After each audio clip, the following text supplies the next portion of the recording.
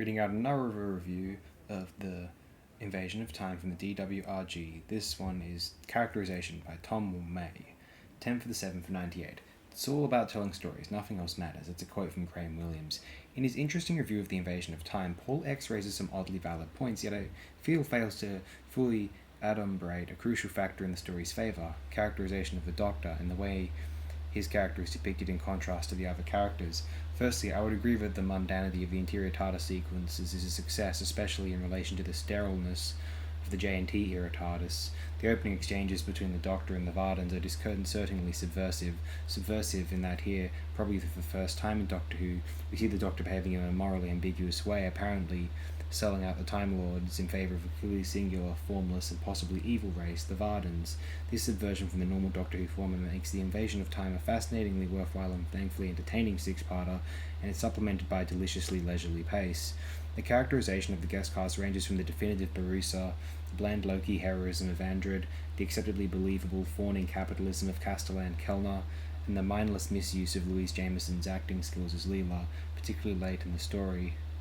Rodan is a subtle, weak foreshadow of Romana, albeit a peculiarly studenty one. Rodan provides valuable contrast to Leela's character and delivers a good put down to Leela in episode 2. Please stop cavorting about like that. It's so undignified. It's good, although fairly predictable, to watch Rodan lose her cool when into an environment more suited to Leela. Against this reasonable backdrop of characters, it was imperative that the Doctor's character was examined well. Anthony Reid and Graham Williams incredibly came up trumps after having had very little time to write the scripts and Robert Holmes had pulled out of writing the story. They devised the adept plot and took the Doctor's character further than at any time since the War Games. The Doctor, in putting one over on his own race, shows his true contempt for the Time Lords of subtlety. The Doctor shows no mercy in his humiliation of his former peers, adding an invasion from lesser beings and actually achieving it. It's intriguing to examine Tom Baker's performance, which is moody, comedic, and shows a new ruthless side to the Doctor's personality. The Time Lord's Spartan capital and characterization in the story is in fact a good thing, in that while they're still rather brainy, they're mocked because of their straight-faced, predictable, apathetical, dull, and humorless attitude to life.